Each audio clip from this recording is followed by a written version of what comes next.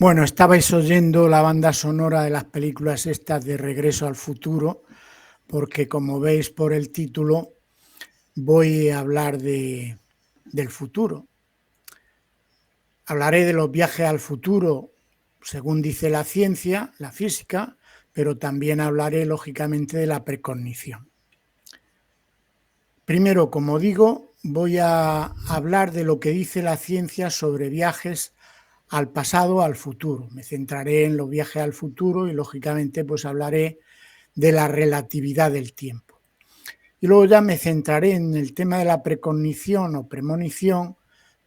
Primero os contaré diferentes casos, ejemplos de precognición o de premonición, de sueños premonitorios, etcétera.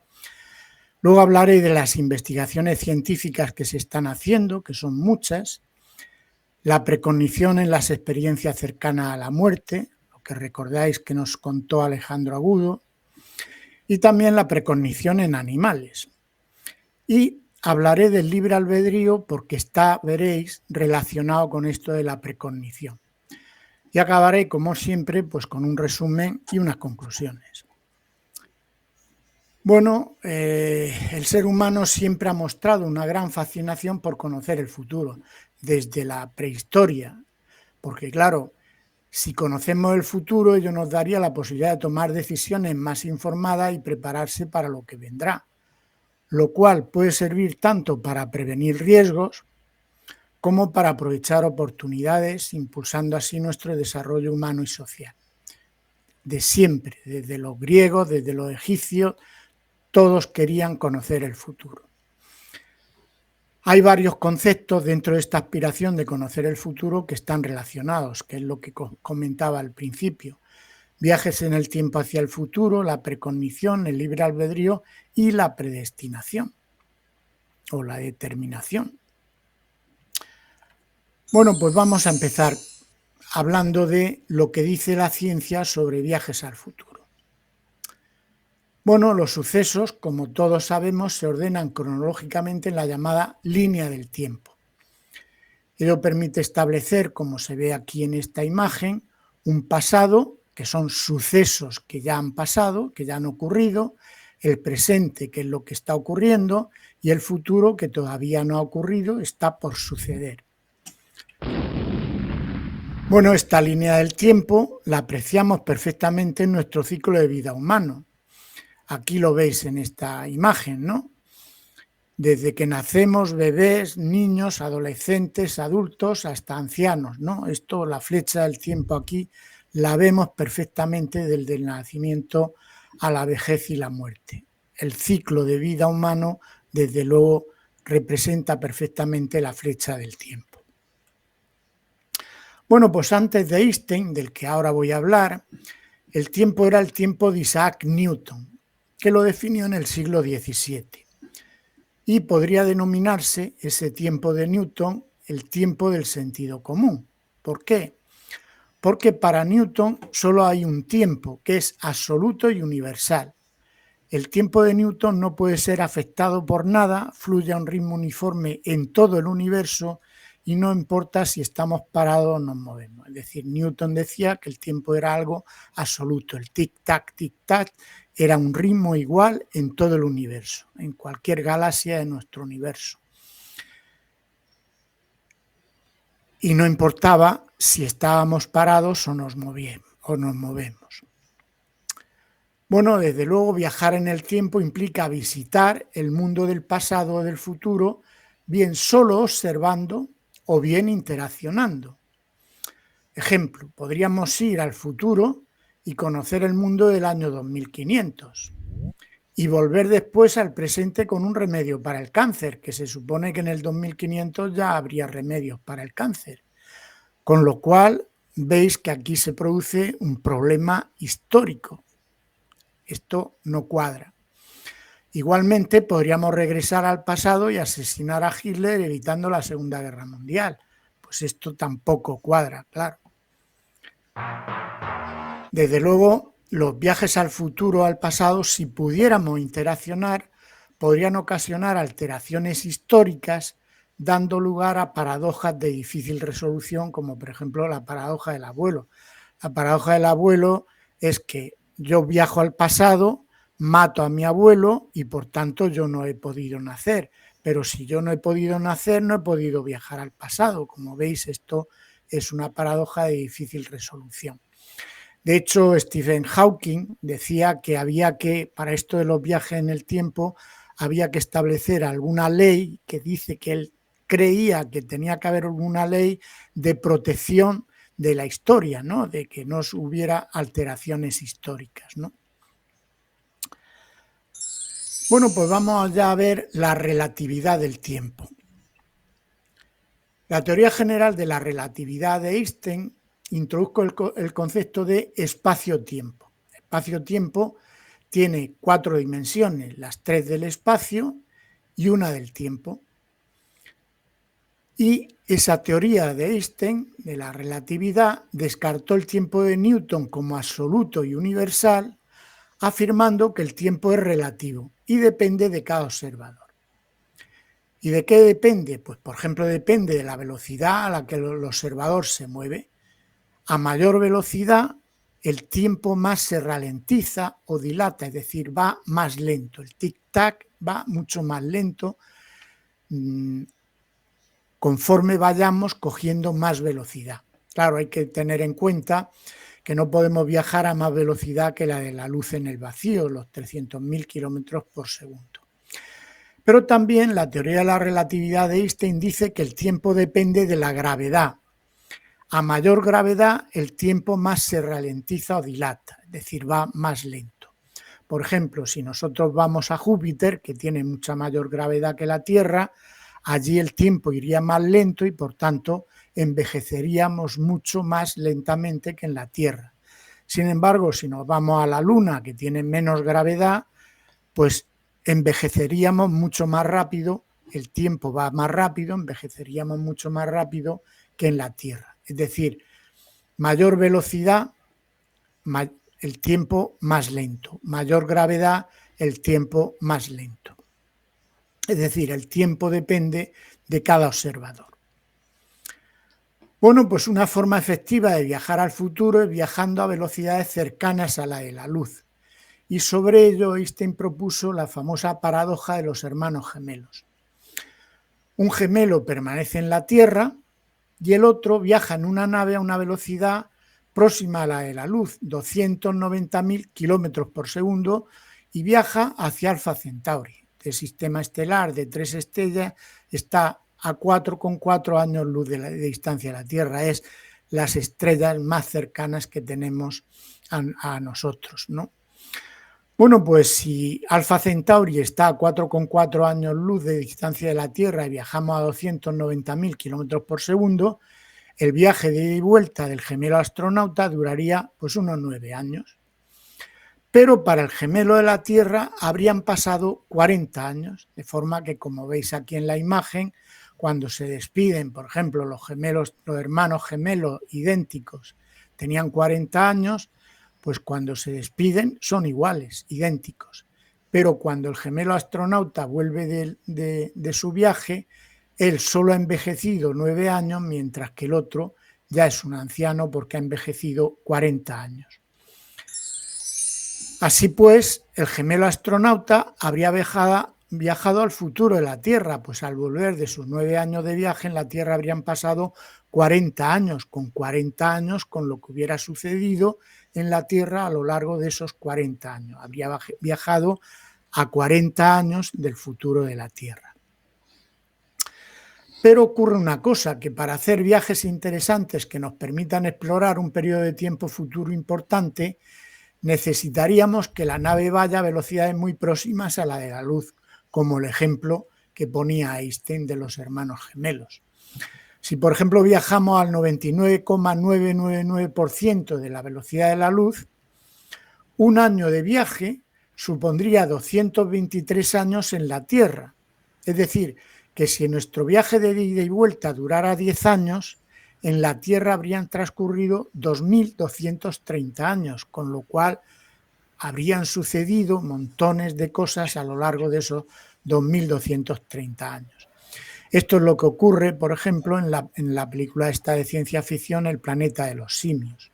Recordáis que esta película, los astronautas van en una nave, la nave tiene un accidente, caen en un planeta, allí son capturados por los simios los hacen esclavos, tienen a todos los humanos de esclavos, y al final de la película, que ellos escapan de los simios, descubren, como se ve en esta imagen, la Estatua de la Libertad, con lo cual ellos dicen, vaya, pues hemos vuelto volvimos a nuestro planeta Tierra, pero claro, habían transcurrido 2000 años y en esos 2000 años los simios se habían adueñado de la Tierra. Pero ¿qué pasa? Que para acelerar hasta cerca de la velocidad de la luz se necesita una energía imposible. De hecho, para acelerar al 99,999% de la velocidad de la luz necesitaría una energía que sería la de todo el universo, con lo cual esto es imposible. ¿Por qué? Porque conforme nos vamos acercando a la velocidad de la luz, que es la máxima velocidad que puede haber en nuestro universo, se necesita cada vez más energía, más energía, más energía, hasta que ya es imposible. Lógicamente, este tipo de velocidades son inalcanzables, puesto que no habría energía para poder acelerar la nave a esas velocidades. En definitiva, viajar al futuro con las soluciones científicas planteadas hasta hoy es totalmente inviable. Pero, ¿habría otros métodos para viajar al futuro? Bueno, pues la ciencia le da vueltas a esto. Y está, por ejemplo, pues el tema de los agujeros de gusano, algo que la teoría de la relatividad los permite, la física los permite, pero no se ha descubierto todavía ningún agujero de gusano. Un agujero de gusano es un agujero por el cual podríamos, por ejemplo, ese agujero uniría, por ejemplo, la Tierra con la galaxia de Andrómeda, y podríamos viajar en un pispás desde la Tierra a través del agujero de gusano hasta la galaxia de Andrómeda.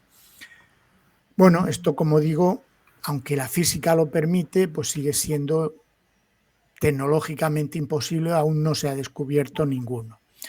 Hay otros métodos, por ejemplo, dicen, hay el motor de curvatura de un mexicano que lo ideó, de Alcubierre, que consiste en lo siguiente, es en la nave, montar alrededor de la nave una burbuja de espacio-tiempo independiente del espacio-tiempo que hay alrededor.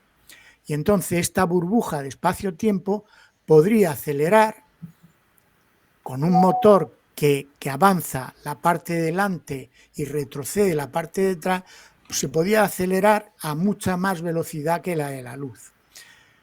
Bueno, esto, claro, pues tecnológicamente es imposible. Esto sigue siendo ciencia ficción.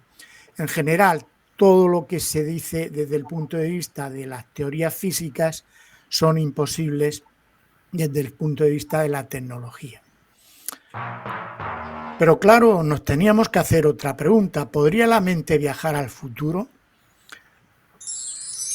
Pues esto es lo que vamos a ver ahora, la precognición o premonición. Bueno, la precognición o premonición es la capacidad que tiene el ser humano para conocer lo que va a ocurrir en el futuro, pero solo usando su mente, es decir, excluyendo los 5 sentidos y el razonamiento lógico. Supone que nuestra mente operaría fuera del tiempo lineal, de nuestra flecha del tiempo, que es a lo que estamos acostumbrados, claro. De alguna forma, la precognición supone que nuestra mente viaja al futuro para ver los hechos que van a suceder. Suele ocurrir de una forma espontánea. Hay gente que dice que de pronto va andando, por ejemplo, y de pronto ¡bum!, se le representa todo un entorno, una visión de un mundo de futuro, que ellos saben que es de futuro por lo que están viendo, pero que en pocos segundos ¡pum!, desaparece. Pero también se ve el futuro en sueños, en los llamados sueños premonitorios. Pues vamos a ver algunos ejemplos de sueños premonitorios, que estos son los más conocidos. Os voy a poner un primer ejemplo que fue una gran tragedia en el Reino Unido. El 21 de octubre de 1966, 144 personas murieron por una avalancha de residuos de carbón que cayó por una montaña en Aberfan. Esto era un pueblo en el sur de Gales. La avalancha de residuos de carbón enterró a toda una escuela con todos los niños dentro. Bueno, pues Erin May Jones, esta niña de 9 años de edad, alumna de la escuela, que murió en la avalancha, se salvaron unos pocos niños solo, contó el día anterior a su madre que había soñado que al llegar a la escuela el edificio desaparecía bajo una cosa negra. Fijaos la foto de aquella tragedia, como la avalancha de carbón bajó por la montaña y enterró la escuela que estaría por aquí. Esta es la foto de la niña. Es decir, ella había tenido un sueño premonitorio, había visto cómo la escuela desaparecía bajo una cosa negra. Bueno, pues resulta que tras este hecho, un psiquiatra, John Baker, creó lo que le llamó la Agencia Británica de Premoniciones o la Oficina Británica de Premoniciones. Él puso, estamos en el año 1966, él puso anuncios en la prensa, en la radio, de que la gente que tuviera sueños premonitorios y premoniciones, que pues lo llamara por teléfono, le escribiera contándole las premoniciones. Bueno, pues de todo lo que le fueron contando por teléfono o mandándole cartas, pues la mayoría no tenían mucho fuste aquello de premoniciones, pero encontró 2 personas cuyas premoniciones eran muy acertadas. Eran Kathleen Lorna Middleton, una profesora de música, y Alan Hencher, un empleado de correos. Este, por cierto, tenía premoniciones desde que tuvo un accidente automovilístico y se dio un golpe en la cabeza. Esto es lo extraño, desde luego. Veremos luego algún caso más de esto. Parece que por el golpe en la cabeza este hombre empezó a ver el futuro en sus sueños, ¿no? Tenía sueños premonitorios. Y tuvieron sueños premonitorios, ambos dos, pero totalmente certeros, ¿no? Por ejemplo de sus premoniciones fue el desastre en Nicosia de un avión en 1967 que se estrelló, muriendo todos los que iban en el avión, o el desastre de la Soyuz 1 en abril del 67. La Soyuz 1 estaba dando vueltas a la Tierra y se mantenía en secreto, era la Unión Soviética, año 66, y esto vieron cómo la nave se estrellaba y moría el astronauta que iba en la nave. O, por ejemplo, también el accidente ferroviario en Londres en noviembre del 67 o el asesinato de Robert Kennedy en junio del 68. El asesinato decía John Baker, que es que empezaron a hablarle del asesinato un mes o 2 meses antes, y dice y a los 15 días me insistían que ya queda mucho, a la semana, oye, que ya queda poquito, que lo van a asesinar. Dice, hasta el día anterior me estuvieron llamando por teléfono para decir que iban a asesinar inmediatamente a Robert Kennedy. O sea, que esta gente tenía unos sueños premonitorios verdaderamente increíbles. Son gente que se dice que tiene un don, el don, en este caso, de la premonición. Otro ejemplo, Abraham Lincoln, presidente de los Estados Unidos, soñó que entraba al llamado Salón Este de la Casa Blanca y veía un cadáver amortajado custodiado por una guardia de honor. ¿Quién es el muerto?, preguntó, y un soldado de esa guardia de honor le contestó, es nuestro presidente, ha sido asesinado.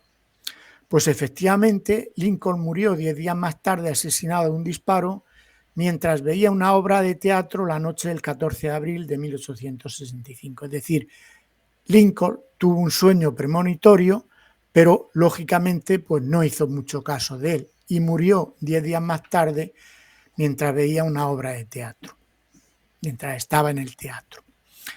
Alrededor de esto hay una historia que se cuenta, y es que el perro de la familia de Abraham Lincoln, cuando empezó la obra de teatro, en el momento de empezar la obra de teatro por la noche, empezó a correr por la Casa Blanca de arriba para abajo, ladrando, pero desquiciado el perro, ladrando para arriba, ladrando para abajo, buscando supuestamente a Abraham Lincoln. Pues dicen que en el mismo momento en que le dispararon a Lincoln, el perro se paró y empezó a aullar lastimeramente, que no había forma de tranquilizar al perro, como si también el perro hubiera tenido la premonición de que iban a asesinar a su amo, ¿no? Luego hablaremos de más ejemplos de premoniciones de animales. Otro ejemplo. Muchas personas tuvieron sueños premonitorios sobre la tragedia del Titanic. Bueno, uno de ellos fue este industrial, J. Connor Middleton, que tenía reservado su pasaje con un mes de anticipación, pero lo canceló 10 días antes tras soñar que veía el Titanic flotando en el Atlántico con la quilla al aire y los pasajeros con sus equipajes flotando en el agua, así como se ve en esta imagen, ¿no? Él soñó eso 10 días antes y canceló su viaje. Es claro que el sueño le salvó la vida al decidir no viajar en el Titanic. Con lo cual nos teníamos que preguntar algo como que ¿nos previenen los sueños para que evitemos males futuros? ¿Y quién o qué nos previene? Sobre esto volveré más adelante. Bueno, vamos a hablar ahora de adivinos, videntes y medium.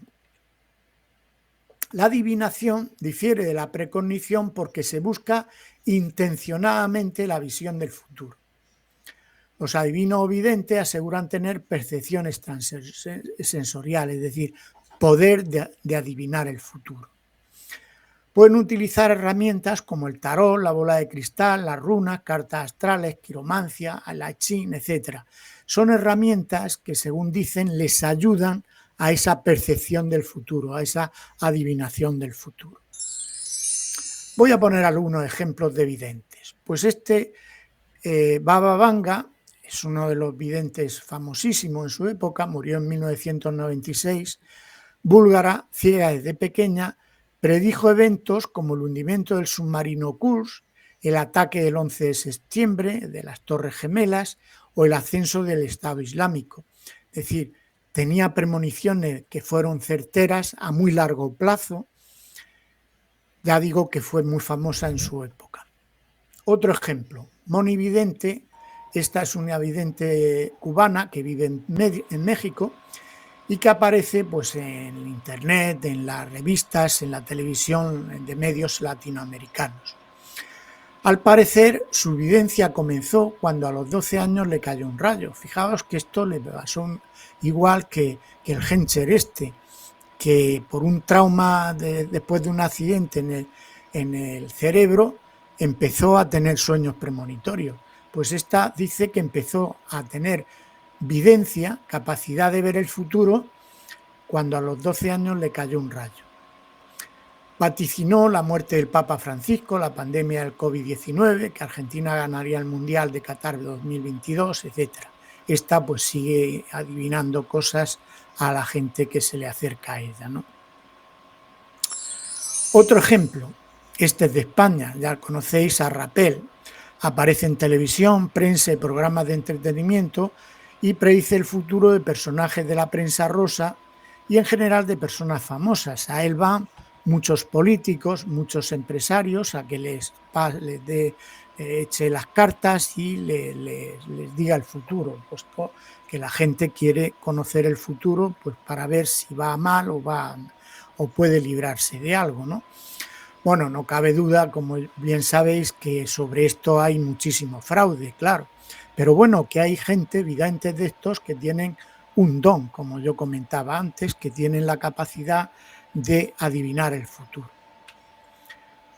Bueno, pues algunos videntes afirman recibir mensajes de espíritus. Estos videntes se conocen como medium. Uno de ellos fue Chico Xavier, que murió en 2002. Considerado el medium más importante de Brasil, escribió más de 400 libros por escritura automática que decía le dictaban los espíritus. Fijaos cómo se ponía.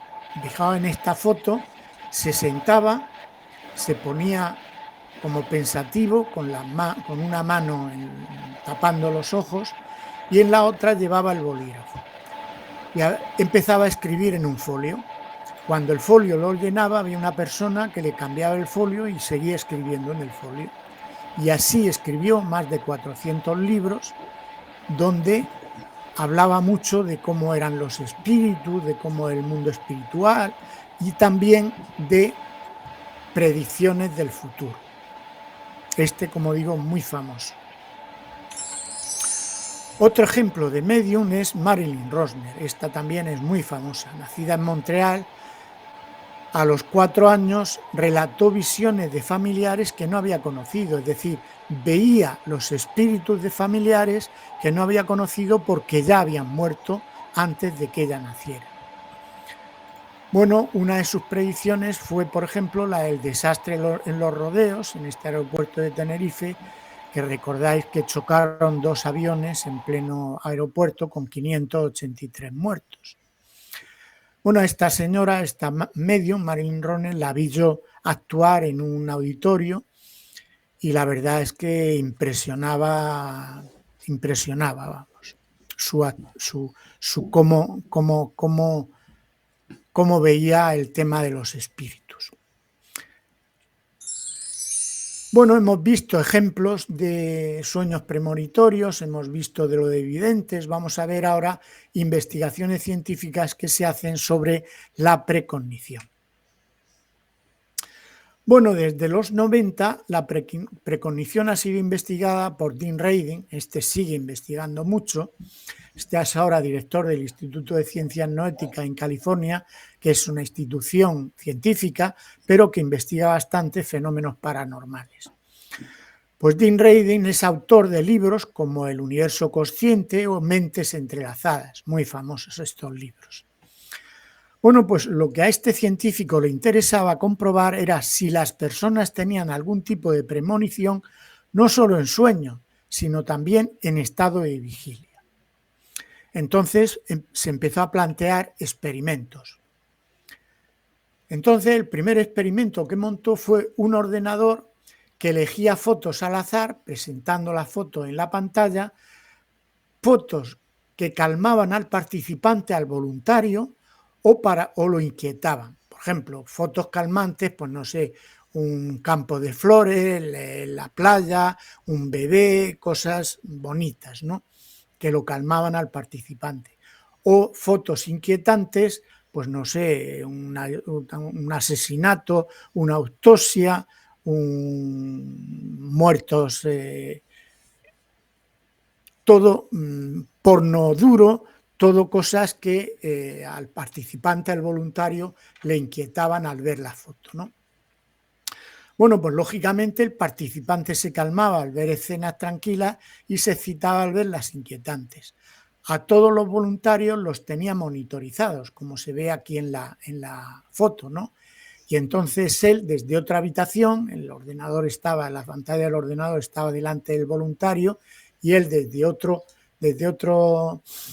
otra habitación estaba viendo cómo era la monitorización. Pues bueno, lógicamente, como digo, el participante se calmaba al ver escenas tranquilas y se excitaba al ver las inquietantes. Sin embargo, lo que Radin descubrió es que sus sujetos anticipaban lo que estaban a punto de ver en la pantalla del ordenador y esta anticipación era de 3 o 4 segundos antes de que apareciera la foto. Pero claro, ¿cómo adivinaba el sujeto la foto siguiente si el ordenador la seleccionaba al azar y el ordenador tardaba, después de seleccionar al azar, 1 milisegundo en presentarla, claro? Entonces, el voluntario, 3 o 4 segundos antes, ya se calmaba o se inquietaba en función de esa foto que luego iba a aparecer al azar en el ordenador. Claro, esto le llamó muchísimo la atención, ha seguido investigando bastante.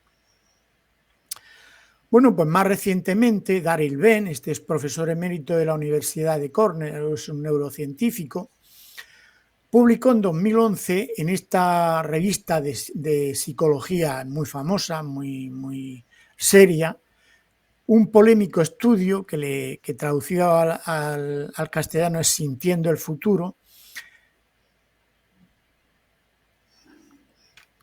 después de hacer un montón de experimentos similares a los que hizo Dean Radin.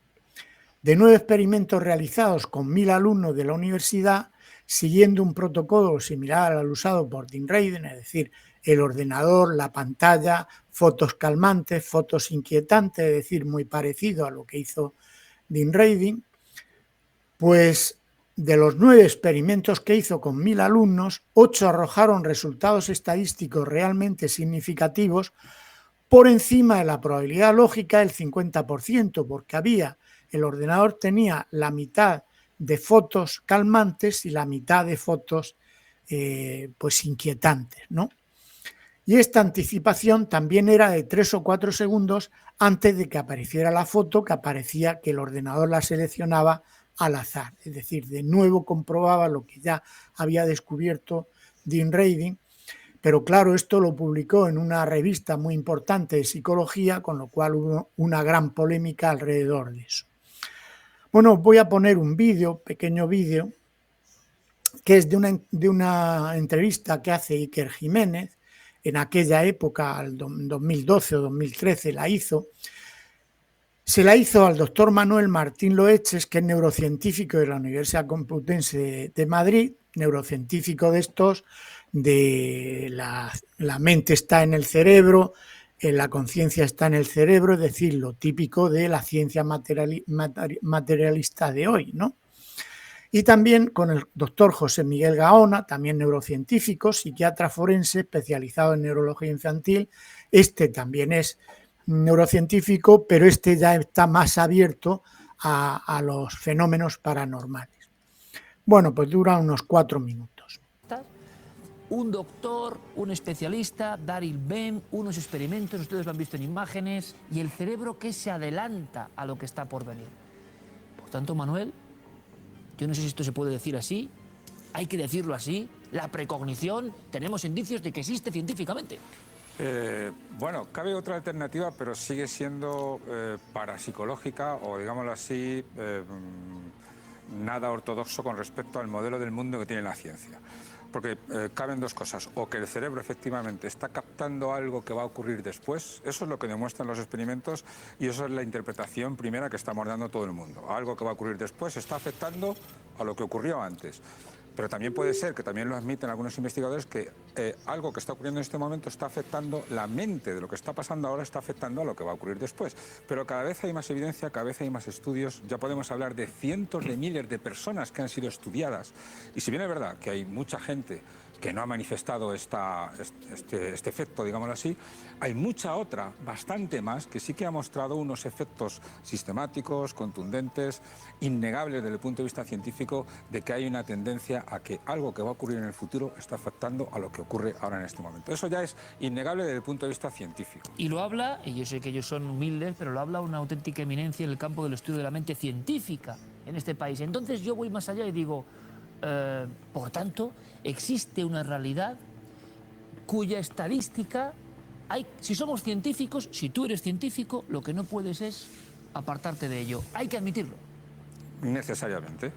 Yo no sé la explicación de dónde vendrá. Digamos, los psicólogos hemos descubierto que esto existe. El cerebro en el que nacemos todos los seres humanos es capaz de mostrar un comportamiento que no es explicable según los parámetros científicos actuales. Y es que el futuro lo tiene presente, llamémoslo como lo queramos llamar. Sí. Los psicólogos lo hemos constatado y ahora queda que otros científicos, que serían, pienso yo, los físicos, explicaran cómo es posible que la fecha del tiempo, que según ellos innegablemente siempre va en una dirección, pudiera darse la vuelta en algunos momentos. Porque es verdad que muchos experimentos su efecto es limitado en el tiempo, es decir, que afecta lo que va a ocurrir en unos segundos o pocos segundos, pero algunos son de incluso varios minutos. Es decir, que la fecha del tiempo se iría hacia atrás de manera importante. Hay muchas revisiones, muchos trabajos en revistas científicas muy buenas que lo están clamando. Esto hay que hacer algo con ello. No es una cosa mía exclusivamente, y lo que podemos hacer es determinar qué condiciones lo hacen más fácil o lo hacen que aparezca, y los físicos serían los que tendrían que indicarnos por qué ocurren estas cosas. Bueno, pues con un puñetazo en la mesa, ¿no? Y estamos hablando desde el punto de vista de la ciencia, que se está encontrando con algo que además encaja, doctor Gaona, perfectamente con lo que decían antiguas culturas desde el principio del tiempo, pero hay algo más. Y ustedes estarán diciendo, bueno, Iker, ¿pero qué ha pasado exactamente? Bueno, pues lo que ha pasado, como decíamos, es... Doctor, yo no sé si lo cuento bien, pero yo sé que tú tienes la facultad de contar las cosas muy sencillas. Imaginamos a esa paciente, por ejemplo, al azar varias imágenes. Esto es una dramatización, no es la realidad del ¿Qué experimento. imágenes van a salir? Se han programado unas imágenes, luego comentaréis en cualquier momento, que parece que tienen un impacto muy fuerte o generan una reacción muy fuerte, como son las eróticas o pornográficas o de alta violencia, generan un estado que se puede medir y segundos antes, milisegundos antes, no lo sé, luego me lo comentáis, se produce esa reacción y justo aparece la escena, sin que haya ningún tipo de posibilidad de adivinar esa escena. ¿Cómo es posible, doctor? Efectivamente. Lo que realmente es sorprendente no es que la persona por así decirlo, adivine qué es lo que está escondido en esa pantalla. Porque de alguna manera puede estar contaminado a lo mejor por algún fenómeno telepático, sí, psi gamma, psi kappa, por parte del examinador. Sino lo más increíble es que cuando adivina lo que está en la pantalla, el ordenador todavía no lo ha puesto en la pantalla. Es decir, antecede su opinión. Ahora va a salir una foto pornográfica. Claro, alguien que lo esté viendo de fuera dirá, está oculta en la pantalla. No, no. En el instante que la persona dice lo que va a ocurrir y aprieta un botón, es cuando el ordenador decide o no decide poner dicha imagen. Y eso es un azar absoluto. Absoluto. Bueno, como veis, son dos neurocientíficos que están hablando de que estos experimentos que se están haciendo son de alta calidad desde el punto de vista científico. Bueno, pues vamos a ver ahora investigaciones que se han hecho en sueños premonitorios. Bueno, este doctor neurocientífico, Montague Ullman, realizó una serie de experimentos en el Maimonides Medical Center en Nueva York con un grupo de voluntarios que permanecían 8 noches seguidas en el centro. Cada noche se les pedía que intentaran soñar con un cuadro que se elegiría al azar al día siguiente. Lo más que esperaba Ullman era un acierto de cada 8, dado que había 8 cuadros entre los que había que seleccionar uno a la mañana siguiente. Pero algunos sujetos acertaron 5 de 8, lo cual es imposible desde el punto de vista de probabilidades, imposible. Uno de los voluntarios era el famoso psíquico inglés, este tenía un don, el don de la precognición, Malcolm Best. Este tenía largo historial, como digo, de sueños premonitorios. Bueno, pues en una de las pruebas soñó con un gran edificio de hormigón del que un paciente trataba de escapar. Dijo que el paciente llevaba una bata blanca como la de médico y solo había conseguido llegar al arco de la entrada. Pues bien, el cuadro elegido al azar a la mañana siguiente, él había tenido ese sueño durante la noche. El cuadro elegido a la mañana siguiente fue el pasillo del Hospital de Saint-Rémy de Vincent Van Gogh, que veis que efectivamente el cuadro lo clava en su sueño, el sueño que había tenido esta persona. Es decir, esto suponía que el voluntario veía en su sueño el cuadro que al día siguiente otro voluntario iba a elegir completamente al azar. Esto pues parece de locos, ¿no? Claro, ante la dificultad de atribuir estas visiones del futuro al funcionamiento del cerebro, Ullman especulaba con que alguien o algo se comunicaba con la mente del voluntario en sueño para darle una información futura. Lo mismo que yo comentaba, alguien o algo parece que se comunica y le da la información futura. Pero claro, ¿qué es ese alguien o algo que propugnaba Ullman que tiene la facultad de conocer el futuro? Bueno, pues sobre esto seguiré hablando más adelante. Vamos a ver ahora precognición en las experiencias cercanas a la muerte. Bueno, las experiencias cercanas a la muerte, que os habló de ellas Alejandro Agudo, nuestro compañero Alejandro Agudo, son experiencias narradas por personas que han estado clínicamente muertas y que han logrado sobrevivir. Los que tienen una ECM suelen contar que salen de su cuerpo y flotan percibiendo que poseen otro cuerpo como un doble incorpóreo. contemplan en el entorno alrededor de su propio cuerpo, pues bueno, como se ve aquí en esta imagen de aquí. Luego dicen que se mueven por una especie de túnel con una luz fabulosa al final, donde allí son recibidos por seres queridos ya fallecidos, su abuela, su hermano, su padre, etc. Ya fallecidos, seres queridos ya fallecidos. Bueno, en ese entorno luminoso, espectacular, fabuloso, donde están sus seres queridos, sienten un inmenso amor, dicen que allí hay un amor inmenso que no tienen palabras para describirlo, y una gran felicidad. Y finalmente les dicen que su hora de morir no ha llegado aún y que deben regresar. Y entonces, ¡pum!, regresan a su cuerpo, que es el momento en que estaban clínicamente muertos y que lo resucitan, ¿no? Bueno, esto es muy en resumen lo que es una experiencia cercana a la muerte. Pues vamos a ver ahora, bueno, por cierto, estas experiencias cercanas a la muerte están siendo investigadas por bastantes científicos, sobre todo médicos. Si buscáis ahora en YouTube experiencia cercana a la muerte, os va a empezar a salir un médico, que es el doctor Sanz Segarra, se ha hecho famosísimo, está vendiendo libros a miles y tiene un montón de vídeos en YouTube. Este era un cirujano, el doctor Sanz Segarra era un cirujano del Hospital de Bellvitge en Cataluña, y empezó a oír a algunos enfermos que le contaban esta historia de su experiencia cercana a la muerte y empezó a interesarse por ello, ¿no? Pues ya digo que se ha hecho famoso estudiando esto, lo ha estudiado a fondo y bueno, el hombre se defiende bastante. Bueno, como digo, hay muchísimos investigadores ahora estudiando las experiencias cercanas a la muerte, pero hasta la fecha ni los médicos ni los neurocientíficos han logrado explicar todas las fases de las ECM. Pero se supone que las experiencias cercanas a la muerte no pueden ser creadas por la actividad electroquímica del cerebro, que está completamente inactivo, puesto que la persona está clínicamente muerta, ¿no?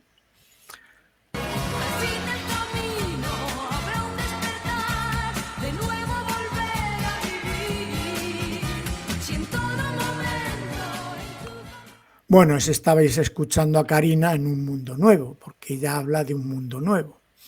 Bueno, pues la experiencia cercana a la muerte parecen confirmar la existencia de un alma o espíritu que es como un doble etéreo que acompaña a nuestro cuerpo físico y que al morir pasa a vivir en un supuesto mundo espiritual. Alejandro Agudo, cuando os habló de las experiencias cercanas a la muerte, os explicó y con mucho detalle todas las hipótesis que hay para intentar explicarla desde el punto de vista científico.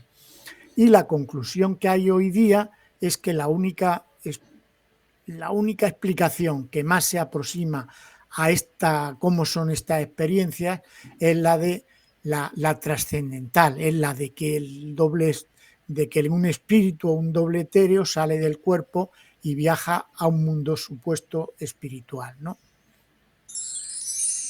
Bueno, pues hay personas que han tenido una experiencia cercana a la muerte y dicen que han visto acontecimientos del futuro.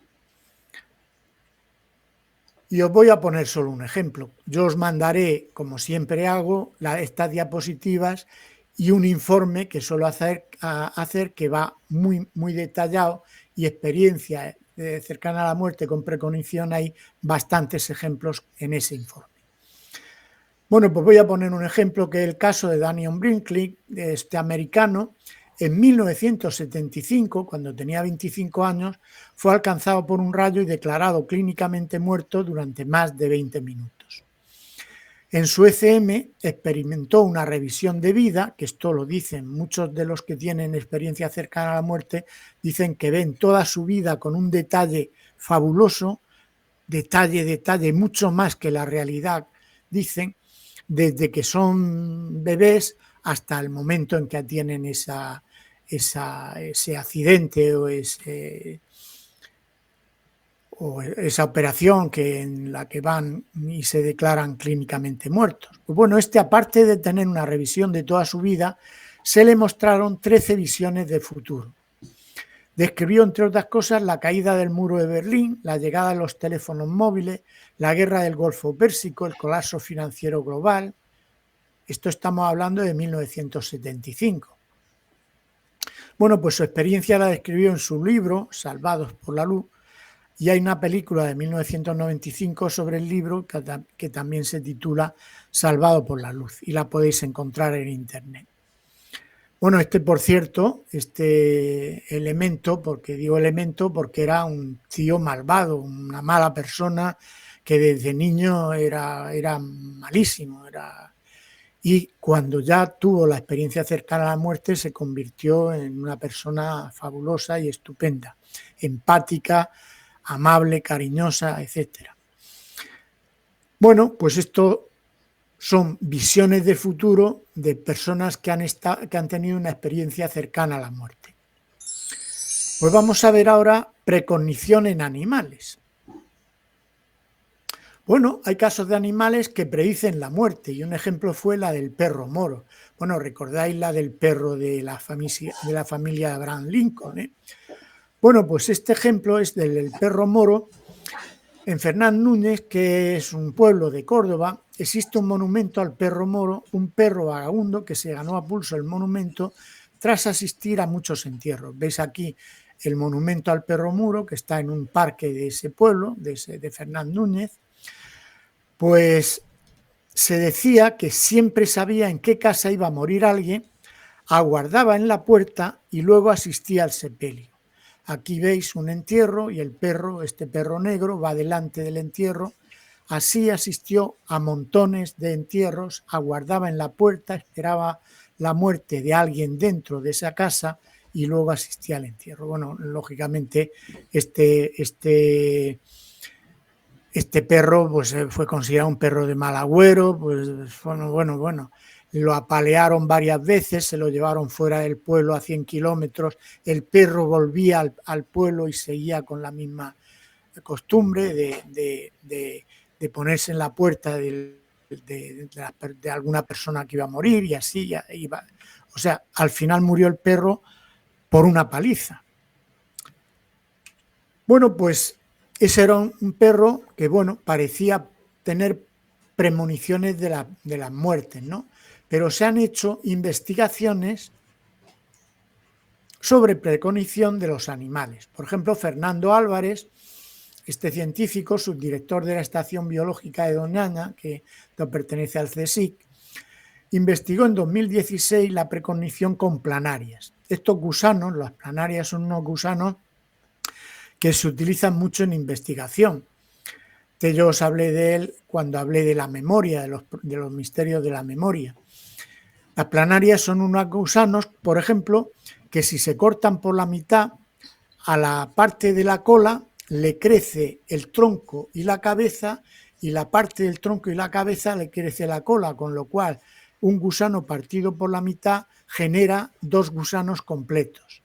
Por eso estos gusanos están muy utilizados en la investigación sobre la regeneración celular, regeneración de tejidos y todo este tipo de cosas. Bueno, como digo, hay muchas investigaciones con estos gusanos. Bueno, pues el experimento consistía en detectar si las planarias muestran cambios de comportamiento anticipatorio ante un estímulo acústico aleatorio, un pitido estruendoso, que él ya había hecho experimentos con ella y sabía cómo ante un pitido cómo los gusanos se movían, cómo movían las cabezas, cómo movían.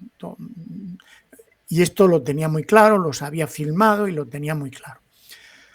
Bueno, pues se detectaron cambios ante estímulos acústicos aleatorios, es decir, de pronto sonaba el pitido fuerte, pues se detectaron cambios significativos en movimiento 1 minuto antes del estímulo en comparación con control, con experimentos de control. Es decir, vio cómo los gusanos se movían de una forma que avanzaban de que iba a haber un pitido, que iba a ser aleatorio, 1 minuto antes de que ese pitido sonara. Bueno, Fernando Álvarez hizo también experimentos con pájaros, también experimentos de precognición con pájaros. Se han hecho experimentos de precognición con larvas de peces cebra, con lombrices, con mamíferos, es decir, se han hecho bastantes experimentos. Estos son ejemplos curiosos.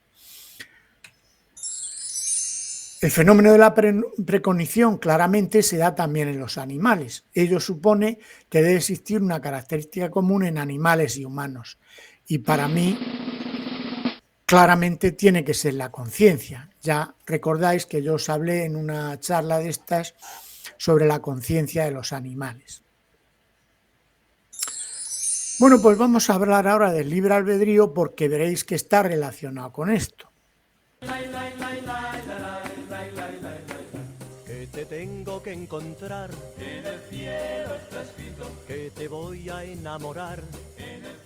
Bueno, estabais escuchando a Rudy Ventura, En el cielo está escrito, ¿no? Desde la Grecia clásica hasta Laplace, con su teoría del determinismo, se pensaba que todo lo que ocurre en el universo está determinado, incluyendo las acciones humanas. No existiría el libre albedrío, es decir, no tendríamos la capacidad para decidir libre y conscientemente, puesto que todo está determinado. Bueno, pues actualmente la neurociencia está investigando para descubrir si existe el libre albedrío basándose en el funcionamiento de nuestro cerebro. Porque claro, los neurocientíficos de esto tiene que ser, el libre albedrío tiene que estar en nuestra mente, en nuestro cerebro, en nuestra conciencia, es decir, dentro de nuestro cerebro. Bueno, pues las investigaciones de la neurociencia empezaron en 1983 con este científico, Benjamin Libet, neurocientífico de la Universidad de California en San Francisco. Libet intentó responder a la pregunta de cuándo aparece en el cerebro el deseo consciente de llevar a cabo un movimiento.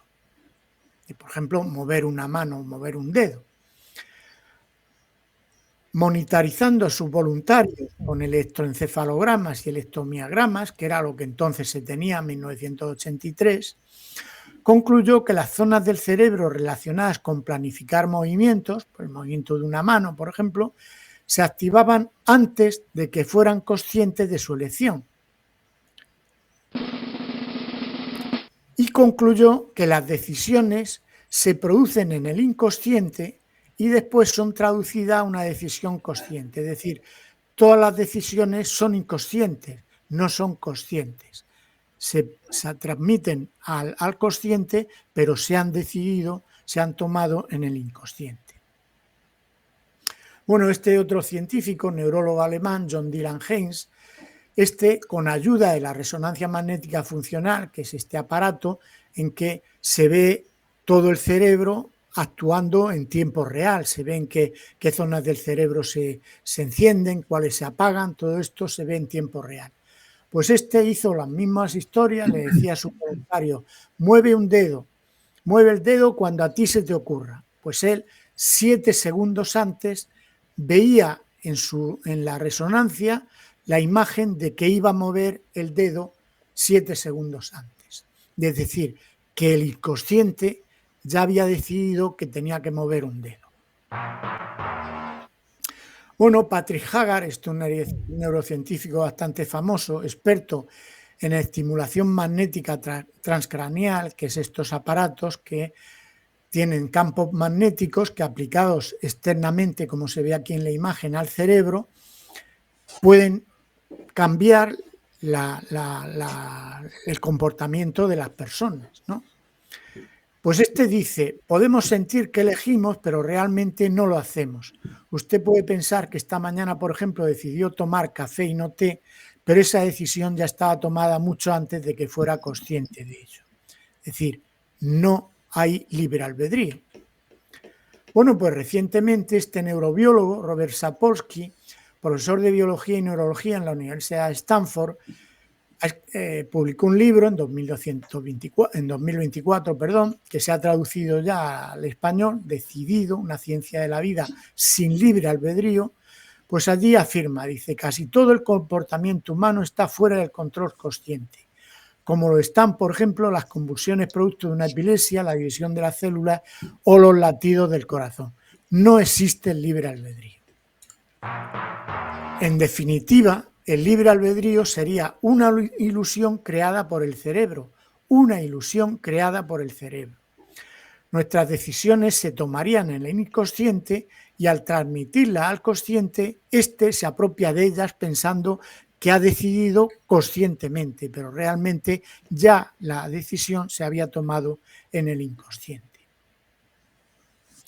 Bueno, pero lo extraño es que estas investigaciones de Benjamin Libet o John Dylan Haynes sobre el libre albedrío concuerdan con las de Dean Radin o Daryl Bem sobre la precognición. Recordáis que esto era lo de la foto calmante o inquietante, que como 3 o 4 segundos antes ya adivinaban qué foto iba a aparecer. Aquí el inconsciente ya toma la decisión varios segundos antes de que el consciente se entere de que ha tomado esa decisión, ¿no? Con lo cual deberíamos concluir que el inconsciente es el responsable de la precognición, igual que es responsable de tomar decisiones antes de transmitirlas al consciente. Bueno, de hecho, la neurociencia dice que la inmensa mayoría de nuestras actividades cerebrales se realizarían de forma inconsciente. Hablan de, por ejemplo, que el inconsciente, en los procesos inconscientes son el 95%, incluso hablan el 99% de nuestros procesos cerebrales son inconscientes y un 5%, incluso un 1% dicen que son conscientes. Es decir, la mayoría de nuestros procesos cerebrales son inconscientes.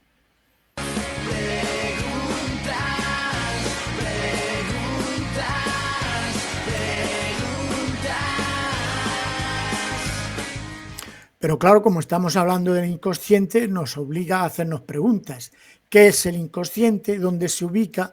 ¿Cómo funciona y cómo se comunica con el consciente?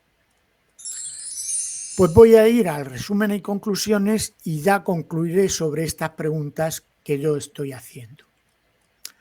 Bueno, las teorías de Einstein, como hemos comentado, abrieron las puertas a los viajes en el tiempo, pero ya hemos visto en el ejemplo de los hermanos gemelos que los viajes al futuro necesitarían conseguir velocidades cercanas a la de la luz para avanzar al futuro de forma notable, claro. Pero aunque desde la física nada impide esa posibilidad, nuestra tecnología está muy lejos de realizar esos viajes al futuro. Por otra parte, hay fenómenos extraños como la precognición que parecen señalarnos que nuestra mente o conciencia puede acceder a sucesos que se producirán en el futuro, ¿no? Pero si podemos ver sucesos futuros, ¿debemos suponer que el futuro está determinado? Porque está claro, si los podemos ver es que está determinado, como dicen los del libre albedrío. Pues según las investigaciones realizadas, parece que como no hay libre albedrío, lo que supondría que nuestro futuro estaría determinado o predestinado. Lo de en el cielo está escrito. No obstante, hay casos en que los sueños premonitorios hacen cambiar el futuro que estaba previsto, como es el caso que os conté del industrial británico J. Connor Middleton, que canceló su pasaje en el Titanic por soñar que se iba a hundir.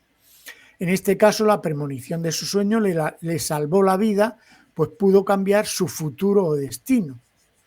Pero si se puede cambiar el futuro, esto supone que existe el libre albedrío. Si yo puedo cambiar el futuro, pues es que existe el libre albedrío. Aunque de todas formas lo que los neurocientíficos dicen es que nuestras decisiones se toman en el inconsciente, no en el consciente. Entonces, claro, yo me planteo que podría ser quizás que el inconsciente del cerebro se ayude de otro ente, ese ente que Ullmann decía, para producir la mente o la conciencia.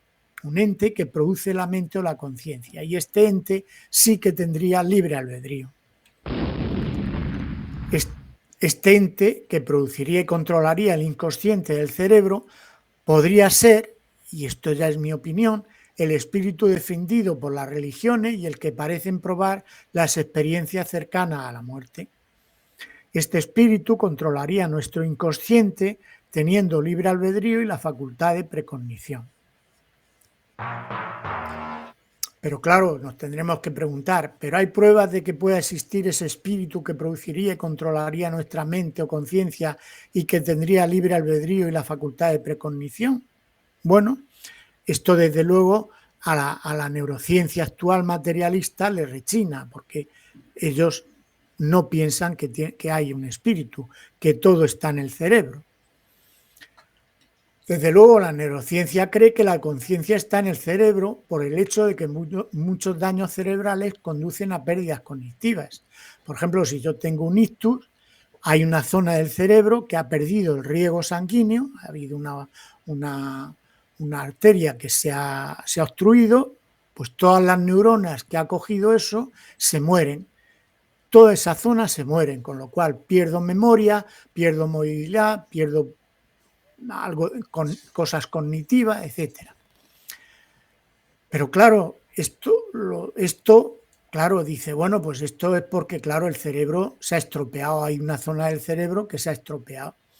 Pero claro, podríamos pensar que el cerebro actúa como un aparato de televisión. Si se estropean los circuitos de imagen o de sonido del televisor, esto no significa que la imagen o el sonido estén dentro del aparato. El televisor hace de intermediario entre la emisora y nuestra casa. Pues quizás el cerebro sea un intermediario entre ese supuesto espíritu y nuestro cuerpo. Bueno, pues es un hecho que muchos de los fundadores de la física cuántica, como Heisenberg, Schrödinger, Pauli, Bohr o Max Planck, por mencionar solo algunos, defendieron las visiones mentales o espirituales de la realidad. Cuando ellos empezaron a ver ese comportamiento tan extraño del mundo de las partículas atómicas, empezaron a decir esto de qué va, esto, porque en eso nada tenía que ver con el mundo clásico que nosotros vemos a nuestro alrededor, ¿no? Max Planck, por ejemplo, afirmaba: toda la materia se origina y existe únicamente en virtud de una fuerza que provoca que la partícula de un átomo vibre y mantenga unido este diminuto sistema solar del átomo. Debemos suponer la existencia de un espíritu consciente e inteligente detrás de esta fuerza. Este espíritu es la matriz de toda la materia. Es como si el espíritu fuera el fundamento de todo el mundo material. Bueno, estas ideas de los físicos cuánticos han estado desde siempre en la mayoría de las religiones y culturas de todo el planeta, pero recientemente han dado lugar a movimientos culturales que cuestionan el puro materialismo de la ciencia. La ciencia, ya sabéis que es materialista, la neurociencia, nuestra mente, nuestra conciencia está en el cerebro y de ahí no les saca nadie, ¿no? Bueno, pues un movimiento más moderno cuestiona el puro materialismo de la ciencia, es el postmaterialismo que tiene distintas ramas, ¿no? Bueno, este postmaterialismo sostiene que la materia no es la realidad primaria del universo. Este movimiento defiende que hay algo más fundamental que la materia, algo de naturaleza inteligente que podemos llamar mente, conciencia o espíritu. En conclusión, el mundo mental o espiritual podría ser la explicación del libre albedrío y la precognición, pero también de todos los misterios del universo, la vida y la conciencia. Del universo no sabemos cómo es el origen del universo, no sabemos a qué se debe ese ajuste fino del universo.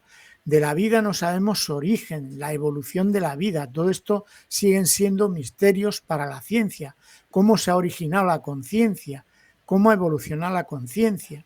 Todo esto siguen siendo misterios para la ciencia. Pues quizás el mundo mental o espiritual podría ser la explicación de todo ello, incluyendo lógicamente el libre albedrío y la precognición. Ya con esta me despido, pero pronto doy la vuelta. Ya con esta me despido, pero pronto